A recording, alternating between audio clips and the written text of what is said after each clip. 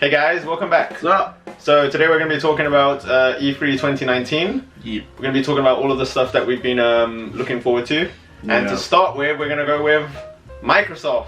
Yay! So as you can see, Sean hasn't really been so enthusiastic about the Microsoft. Microsoft this generation kind of disappointed mainly because of the flop with their initial reveal, so I've kind of been on the back pedal of Microsoft. Although, I mean mainly because I didn't have a choice. Microsoft did have some cool games that were coming for multi-plat, so you know, I paid attention at least. Yeah, but unfortunately, I don't think your theme of, being enthusiastic over them is going to continue after their conference.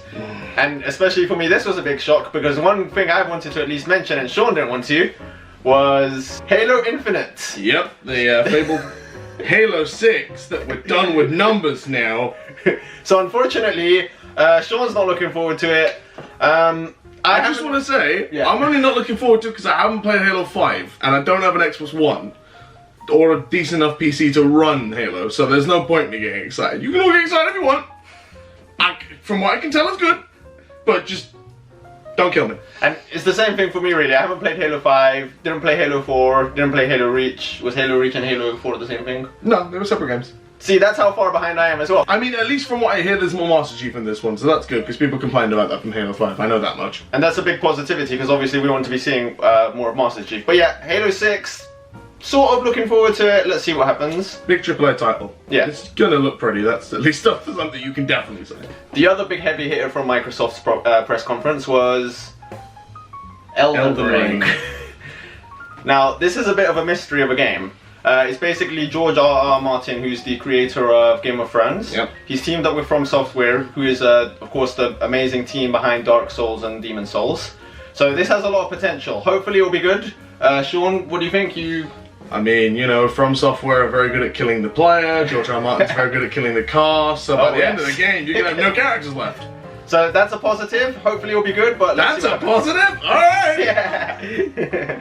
So next game I was really excited for is Tales of Arise, because, oh my god, the graphics look... Now, I know graphics aren't everything, Yeah. but after we've had the last couple games that have essentially been PS3 games that have been given a sort of increase in power from the PS4, that's about it. To see the brand new graphics engine, oh my god. And I recently, got into the Tales series. I bought Tales of Vesperia quite a while ago, played it for a bit, didn't complete it. I then rebought it on PS4. I have Tales of Zestiria, Tales of Berseria. That's the only one I've completed so far. I'm working my way through it, but they're great from what I've seen. So Tales of Vesperia, Tales of Berseria, Tales of Zestiria, Tales of Exilia 1 and 2, Tales of Grace's F. I'm making my way through it, but I cannot wait for Tales of Arise. It looks incredible. If anything, the graphics are definitely all we can talk about for the moment, but that's Exactly. just But it's amazing by just itself. The fact that it got that graphical oval. So good. So next game I wanted to talk about is 12 Minutes. It's it's not one of the biggest games that they're going to come out, but I just thought it looked really interesting. If you haven't seen it, it's basically top-down perspective of like a front room. You have a man and a wife, they're talking, and the man's stuck in a time loop for every 12 minutes. At least that's what I'm gathering from the name. Where there's some kind of incident going on between the wives, something's happening, someone's after you guys, and you have to keep going through these 12-minute cycles over and over again until you can piece more of the story together. Again, we didn't see much from the trailer, but that's what I'm picking up, and I just think it looks like a really interesting, unique-looking game. So I think that's why it's on my list at the moment. Is it an indie title at all? I think it might be a Microsoft exclusive game. I'm not 100% sure, but I am looking at getting an Xbox One at one point, so maybe that's the first thing I'll pick up. Good to see Microsoft anyway upping their exclusives anyway. So, one of the next games that Microsoft announced, which is actually something we've been looking forward to a long time and that we've been wanting to see for ages, was... Should even say it was a breathtaking thing. Cyberpunk 2077. It's a game that, a lot of people were really hyped for. I wasn't immediately caught by it, granted, but after seeing what we saw at this year's E3, I'm on board. It's looking pretty good. He wants it because it's CD Projekt Red and they make some great open world games and great open world experiences. It's got Keanu Reeves, so that hooked me in. So I'm still really surprised about that. yeah, him coming out on stage and the memeability of that is perfect. But yeah, so Cyberpunk 2077, now we finally have a release date. That looks like it's going to be a good game to pick up. And CD Projekt Red, they never disappoint us, especially after The Witcher 3, which I don't think any of us have played. I haven't, but I've played only a bare amount of it, but what I've played seems cool. And what I will say is they said along with The Witcher 3, it had a lot of DLC to help expand the universe. They said the same thing's going to happen to Cyberpunk 2077. There's going to be a lot more content coming to the game post. Granted, that means a lot of DLC that people are probably going to have to pay for, but if it's from CD Projekt Red, you know it's probably worth it. So, actually, I remember telling Sean about this straight away. Yeah, so this next game is a game that is probably overshadowing the kind of higher budget looking one. Easily, much more, yeah. And that is LEGO Star Wars The Skywalker Saga, which, can I just say, at first I thought that was going to be a remake of these bad boys with a couple of the new ones. Oh my god, no it isn't! Yeah, it's much more than that. It's like basically bringing the originals and the new trilogy and the prequels, all with new gameplay, Completely new characters, new gameplay. New ways of controlling the camera, new different styles. It's open world in some aspects as well, which is crazy. How's that gonna work? They're telling us you can go to different planets based on the different films that you go on and experience the whole thing. It's just insane. I think it's very, very easy to say that this is the Star Wars game of the whole show. Yeah. We don't need the other one. I mean, we're gonna get it, but this is all you need, folks. Yeah, frankly, I'm just sad that this is the one that has to wait until next year rather than getting it out this year, because goddamn, I want to play that game. Speaking of Jedi Fallen Order, that's the next game we're gonna talk about that Microsoft announced. Yep. Now, having seen it, it looks, you know, kind of generic, I would say. Obviously, we haven't seen enough of it, but who knows, it could turn out to be good. Obviously, after things like Battlefront 2, we're not too optimistic about the sort of like EA Star Wars games. However, I will chime in. One of the things that was brought up by the people who've actually played the gameplay demo that was there is that there's a lot more content that EA haven't actually shown off about the game. So what they showed us was about, 12 or so minutes of this very linear looking game, kind of looked a bit generic as Joel says. However, and this is a big however, there is a lot more going on under the hood.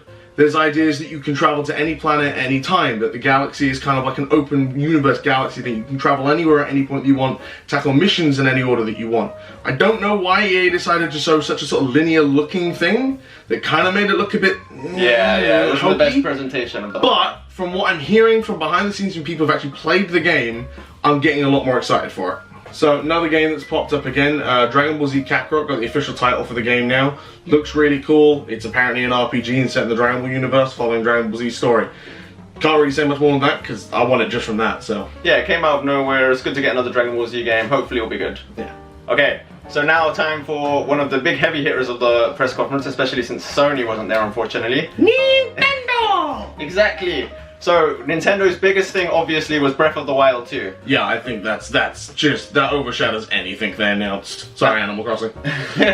Now, thankfully, I've gotten Sean somewhat into the Zelda franchise recently. Yeah, Breath of the Wild, first game of the Zelda franchise I've actually beaten. So I'm actually set for Breath of the Wild 2, or whatever the hell they call it. I am super hyped for it. Breath of the Wild was a great game, so I can imagine how many improvements they're going to make in the sequel. And obviously there were so many people asking for a sequel because, they've got this great base that they've already, established. We want to see way more of that, and just getting another new Zelda game in this generation that looks like it's going to be as good. We can't wait. It's going to be fantastic, hopefully. And let's be honest, they made this new engine. They were always going to make a sequel. Let's not be stupid. So another game we want to mention, just because it got a release date, Pokemon Sword and Shield. Frankly, everything we've seen already just looks incredible. Just knowing when it's going to come out is just amazing. So I'm well on board for that. Another surprise, actually, No More Heroes 3. Now, No More Heroes wasn't the biggest franchise. It's a bit of a niche franchise. It's been gone for a while, hasn't it? It's been gone for ages. I think No More Heroes 2 came out in 2011 or so. And since then, we've only got a mobile phone game. Mobile phone game. What else did we get? Yeah, I think that was it. Just mobile phone game. Mobile phone game. Remasters of the first two on PS3 and the Wii, I think. So yeah, it's going to be good to see Travis Touchdown back, especially after such a long departure. And I'm so happy that Nintendo is just diversifying their titles once again. Another title that people were asking for was Super Mario Maker 1 to be ported over to the Switch. Now Nintendo have done one better, and they're actually releasing a whole sequel, which has got slides and everything, which apparently is a big thing. Yeah, which as of recording this was released today, so if you haven't got it yet, let us know how it is. Yeah. The other Zelda game that got announced is Link's Awakening. Now we knew about Link's Awakening before. We're seeing so much of it now, it looks incredible. Yeah, it looks great. Visually it looks stunning, and it's going to look great on the Switch too. It's a re-release of an old game, but obviously this is a game that is one of the best Zelda games in the franchise apparently, especially of the 2D ones. So it's fantastic that obviously we're going to get to play it and other people are going to get to play it, especially since we're missing 2D Zelda action. So that's going to be fantastic. Another great announcement for Nintendo. It's even taking on some qualities from Super Mario Maker, where it's even got its own dungeon creator. So, I mean, that's an inventing thing just to put on the Switch as well. Everyone's going to love that. Now, another franchise that I love, Fire Emblem. So, Fire Emblem's getting a Switch release, which is fantastic. It's no longer on handhelds. It looks like it's going to be a proper 3D Fire Emblem. I love the fact that they're adding in RPG elements and like story elements. So hopefully, you know, that's going to be great. It's going to come out this summer. We'll be able to tell you what we think about it soon. And yeah, Nintendo's on a roll here with, you know, just keeping their franchises coming, and Fire Emblem getting the support is exactly what we need. So another exciting thing that we got from Nintendo's press conference was Marvel Ultimate Alliance 3. Now, Marvel Ultimate Alliance, last time we saw that franchise was on the 360 and PS3. So to see that come back, and that was a while ago. Yeah, exactly. And to see it come back on the Switch of all consoles is fantastic. Now, there's another Marvel game we're going to be talking about later on. What I'm particularly more excited for. Oh, you're more excited for that one? Well, I've never played Marvel Ultimate Alliance, so, I mean, there's one that I'm definitely more excited for than that one, just saying. Well, either way, we've got 2 servings of Marvel, so hopefully Tony Stark can keep invading our lives, and I can't wait for more of Tony Stark in video game form. So finally, Smash Bros. Oh, yeah. So, just quickly, Sean, what did you think of the characters that were announced? Well, I've not been playing that much of the latest Smash Bros. Because I've not really been into the franchise until this sort of newer one. But of the Smash Bros, one of them I was not expecting. Oh, yes. And one of them I barely knew anything about. So, we have the hero from Dragon Quest, which I've never played. Yeah. And Banjo-Kazooie. Which, unfortunately, I don't think me and Sean are too excited about. I mean, it's cool, because it's at least showing that the development between Nintendo and Xbox's relationship is going rather well. They're shoving a rare character onto there, so who knows what that means for the possible Banjo 3. Maybe on the Switch, who knows? I'm not looking forward to Banjo 3 at all, but I guess it's nice to see rare characters. So. I know there are lots of people that are excited for it, so. Yeah, so don't hate us too much, but hey, still, great characters, you know, diversifies the cost, but... And well done for holding out for so long without your games, because we know you guys are passionate about those Banjo games. But I would have preferred Master Chief. So yeah, that's the thing. So Ubisoft normally have hilarious E3 press conferences. This year, unfortunately, I don't think it was that funny. Did you watch it at all? No, I don't think I did. I think it was just one of those ones I'm like, I know there's nothing really coming that I'm going to be too excited about. Yeah, so unfortunately, there's not much to say about Ubisoft. Not even memes, I don't think. Keanu Reeves took all the memes this year. Yeah. But they did announce Watch Dogs Legion, and I, for one, am really excited about that, especially to play a virtual version of London. Now, obviously, Ubisoft done a fantastic job in Assassin's Creed Syndicate, and that was a brilliant recreation of London. So definitely looking forward to that. Can't wait. Another game that Ubisoft announced, which is a new IP. That's something we've not got much of at this E3 press conference. That's true. So that's a bit of a shame, but Gods and Monsters does look like a bit of a Breath of the Wild kind of inspired game. Inspired game, yes. It's got a heavy, like, stylistic thing from that. Then again, necessarily being inspired by Breath of the Wild is not a bad thing. Breath of the Wild is a very good game, and I think a lot of other games could take note from Breath of the Wild. Exactly. So hopefully, you know, Ubisoft's going to deliver a good product here, and I'm looking forward to see more of that in the future. And one thing I was disappointed about when it came down to Ubisoft is, where is the new 3D Rayman game? Oh yes, yeah, I agree. You didn't even give us a 2D sequel. Where's the 3D one? That is all.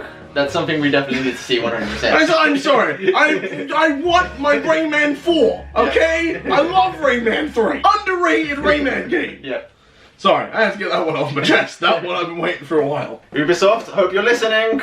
And then we get to Bethesda, and there's only one thing I can say about that press conference, and that's rip and tear. The fact that we got such a good look at the Doom Eternal game, which I was originally skeptical of, and I'm still kind of skeptical of because of one specific thing, which I'll go into, but the gameplay looks fantastic. The only thing I'm worried about is that the interesting thing that they did with 2016 is they said story was not a focus. It took a back seat. The thing that they announced with Doom Eternal is now they want to make a Doom universe, which would mean a lot of story and a lot of linking things, and that kind of goes against what happened with Doom 2016, and that's the one that sold very well. I don't know. The last time we got a Doom with like story elements, we got Doom 3, and while that's a good game in itself, it ain't a Doom game, so meh. That's what I was going to say, Doom isn't really known for its story. Not really, no. It's more of just shoot the crap out of everything, and I am okay with that. So yeah, hopefully we're going to get to shoot the crap out of more stuff. Can't wait. The other thing that got announced that I cared about really was Ghostwire Tokyo, which is a completely brand new game from the creator of the Resident Evil series. Oh yeah. And what I really think is interesting about it is just the trailer is so eerie and so very good at painting that kind of atmosphere. Granted, we didn't see anything about what the game was like. but based on that initial trailer, I am very interested. Also, the woman who was introducing that thing was cute as hell, and I just want to buy the game to put a smile on her face, because she was adorable. So I don't know anything about this game, but just hearing about a cute woman, you've got my vote. Oh, for God's sake. Now, Sean's not going to be happy about this, and it wasn't even in the press conference, but we do know that Bethesda is working on Elder Scrolls 6. Praise the Lords, praise Talos, I can't wait. We knew about that from last E3. I don't mind. Okay. Elder Scrolls, we need it, please. So, the next company on our list is Take-Two. And unfortunately, we've got no news on GTA 6. Now, it's been 6 years since GTA 5. It's only been 1 year since Red Dead 2. Chill. I don't care. We need news on this game. Everybody's getting annoyed. We need something. And I know Rockstar never announced anything for E3, but come on, Rockstar, you gotta give us something. We didn't have Sony, you could at least take their spot. Exactly. But Take-Two did have other stuff, which was... Well, the interesting thing is, a game that we really kind of wanted a sequel to, kind of got its own spiritual sequel. We've now got The Outer Worlds, which may be out already, not sure. Yes. But, essentially, New Vegas in space. Yes. A Bethesda game not made by Bethesda, essentially. So, fewer bugs? Huh? But yeah, looks great from what I can tell. Really can't wait to stick my teeth into it. Definitely can't wait for Obsidian's return. That's going to be fantastic, hopefully. Whoop! And of course, we can't really move on from Take-Two without mentioning Borderlands 3. Because it looks great. The humor looks funny. We've got characters from Tales of the Borderlands showing up, which is dope. Because I can't wait to find out what happened to them. Because we all know what happened to Telltale. Yeah. But Borderlands 3 is looking to be another smash hit for the Borderlands franchise. I can't imagine this one doing anything but amazing, so. So, Square Enix. Now, we're going to be missing out the big thing because it was more of an announcement for the other company that didn't really show up. But we'll get there, don't worry. But we have Marvel's Avengers. That game we've heard so little about, and to finally see it at E3, I know a lot of people are hopping on it, but shut up. Spider-Man was good, okay? If Spider-Man was good, I have hope for this one. I don't care if they're Uncanny Valley. I don't know if you've seen it. I know about the Uncanny Valley. Complaining about the look. Yeah. It's a video game. An Avengers Half video the game. ones, I mean, look, the problem is we got Keanu Reeves in the other one. He looks like Keanu Reeves. I get it. But look, this game is going to be fantastic. It bloody better be. We've waited long enough to hear about it. So, obviously, Marvel wasn't the main thing that Square Enix had to show us. Of course not. The main real thing that was actually Sony's ace in the hole, and which I think won the entire press conference, to be honest, was... Which is very impressive, Sony, can I just say. Winning without appearing, that's a new trick. Yeah, that was fantastic. But that title is, of course, Final Fantasy VII Remake. There we go. And the interesting thing about this is, I've never played a Final Fantasy game. And I've never played one outside of the Super Nintendo ones and the PlayStation ones, so it's been a while for me. Oh wait, no, I played Final Fantasy 13, but that was awful.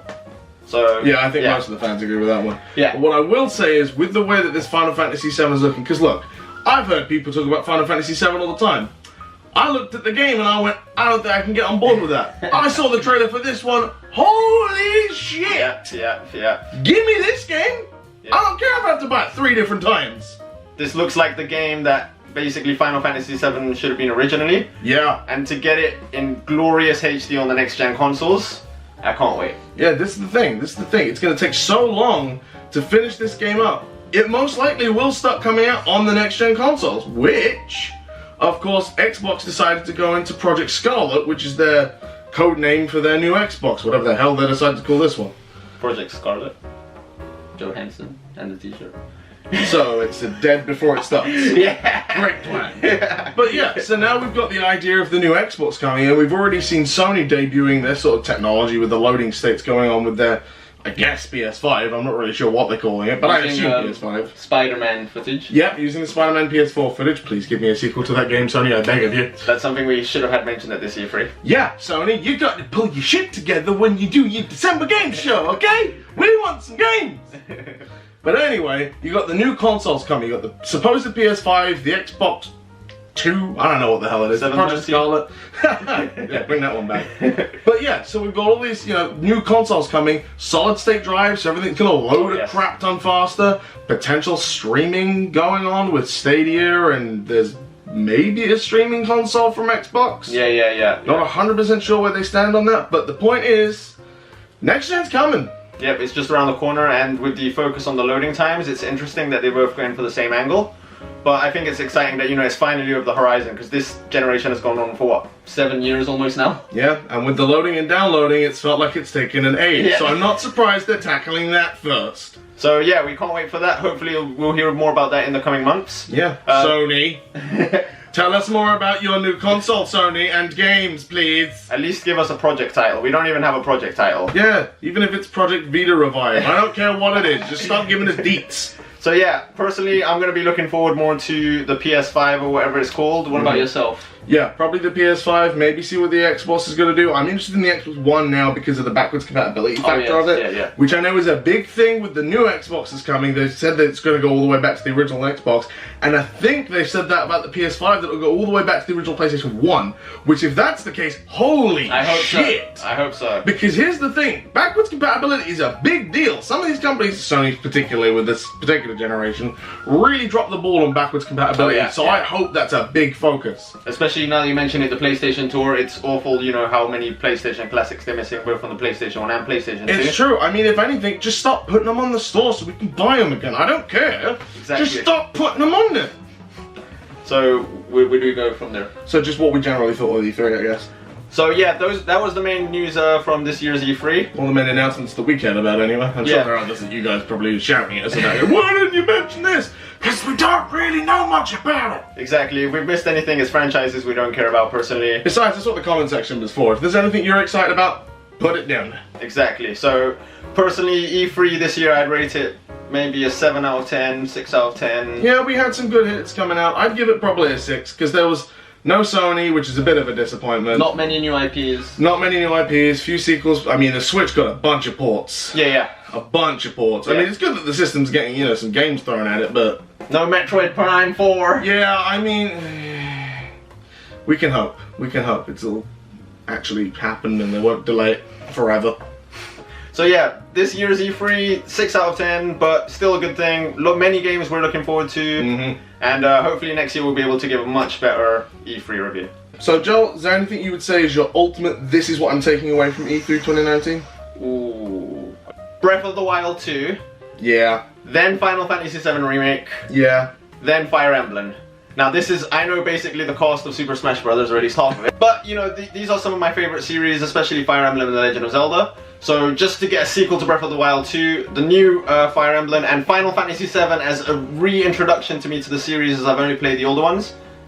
This is just the best things for me easily in E3, and I can't fucking wait. Yeah, if you're an RPG fan, you're gonna have no life by the end of next year, because all these games are gonna take up all your time. Yeah. Especially Breath of the Wild 2. I think that's definitely what I'm taking away from this. Breath of the Wild 2, even though we got the smallest little tease of what it might be. Oh, I want that game so badly. do you know what's the most hype thing about Breath of the Wild 2? What? Zelda's new haircut. Oh yeah, I'm loving that. I mean, if she's a playable character, I am down, but I prefer my girls with long hair. I'm just saying that right now. But Dell, long hair. Zelda, I like long that. hair. I love that comparison, but you know what, Zelda? This is a new rockin' Zelda. I'm all on board. I can't wait. Yeah, so I suppose that's it. That's us tying up. Breath of the Wild 2 and Final Fantasy VII, certainly my two picks. Yep, especially for me, apart from just adding Fire Emblem, but yeah, those are the main two games. Anything you guys are really excited for, hyped up, let us know in the comments. So yeah, thanks guys for watching. Don't forget to like, subscribe and comment, and see you in the next video. See ya.